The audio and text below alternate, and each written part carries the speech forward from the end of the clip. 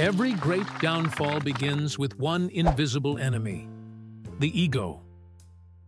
In Ego is the Enemy, Ryan Holiday reminds us that our greatest obstacle is not the world, but ourselves. The ego whispers that we are special, that we deserve more, that we have arrived. It feeds on validation, thrives on comparison, and blinds us to growth.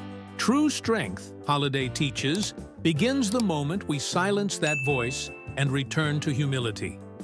Ego disguises itself as confidence, but it is insecurity in disguise. It demands recognition instead of mastery, applause instead of purpose. When you seek approval over excellence, you trade greatness for vanity. The Stoics, whom Holiday draws from, believed that the wise never believe their own hype. Humility is not self-doubt. It is self-awareness. It is knowing your worth without needing to announce it. At the start of every journey, the ego tempts you with illusion. It tells you that talent is enough, that passion alone guarantees success. But history's most successful minds, from Marcus Aurelius to Amelia Earhart, knew that mastery demands patience.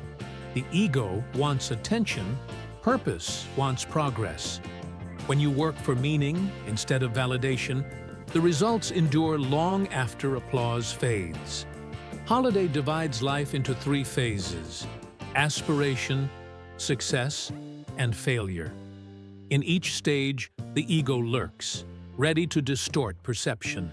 When you aspire, ego tells you that you're already there. When you succeed, it whispers that you're untouchable.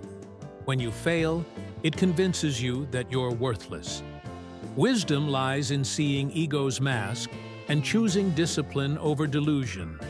In the phase of aspiration, ego sabotages ambition. It convinces you to dream loudly, but act rarely.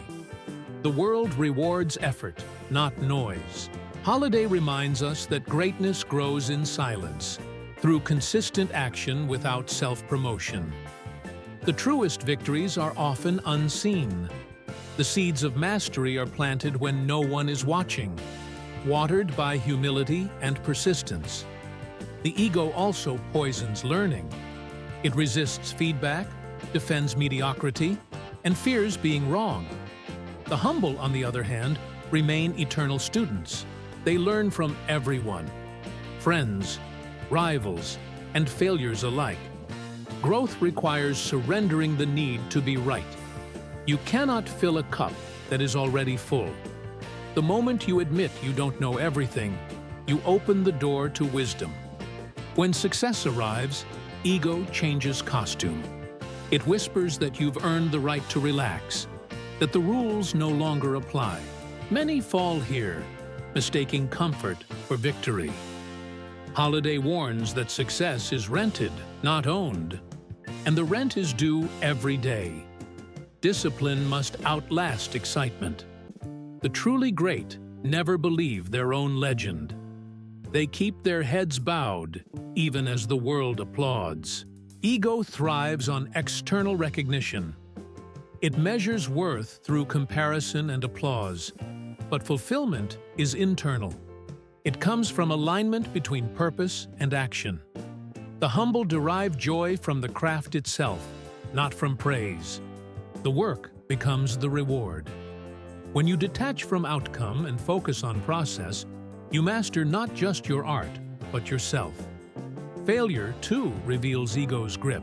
When life humbles you, ego screams that the world is unfair. But humility sees failure as feedback, not judgment. Every defeat carries a lesson wrapped in discomfort. The ego sees loss as death. The wise see it as rebirth. Resilience grows only when you let go of the need to appear invincible. True confidence is quiet endurance. Holiday reminds us that ego hates accountability. It blames others, denies mistakes, and clings to excuses. The path to mastery demands the opposite: radical responsibility. Owning your flaws does not make you weak, it makes you powerful. When you accept full ownership of your life, ego loses its grip. Responsibility is the ultimate act of freedom. The book draws heavily from stoic philosophy, where control of the self is control of destiny. Marcus Aurelius wrote, "You have power over your mind, not outside events." Ego obsesses over outcomes. Humility focuses on actions. The wise cannot always control the world, but they always control their effort. The moment you master your response, the world loses power over you. Ego also distorts leadership. It makes people crave authority instead of service. But true leaders lead from example, not ego. They build others rather than dominate them. Holiday argues that humility, not pride, sustains influence. When you remove yourself from the center, you create space for trust and collaboration.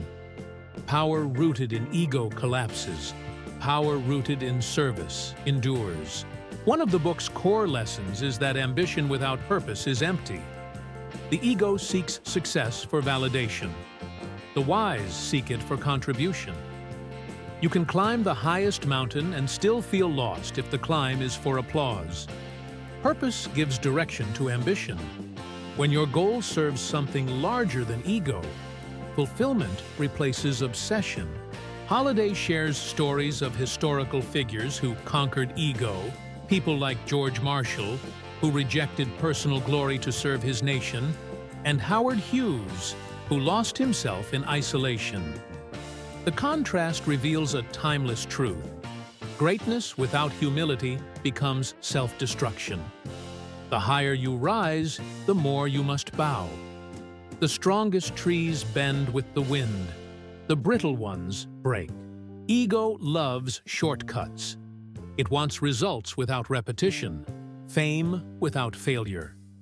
But mastery is built through boredom, the daily discipline of showing up, even when unnoticed. The difference between amateurs and masters is consistency. Ego looks for applause. Mastery looks for improvement.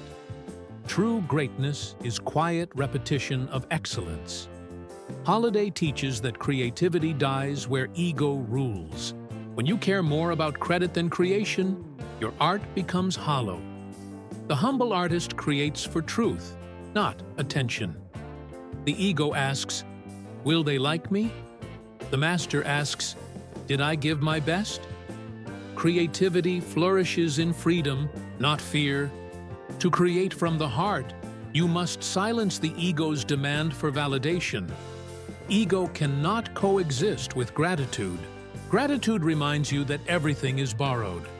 Your time, your talent, your opportunity. When you see life as a gift, pride dissolves.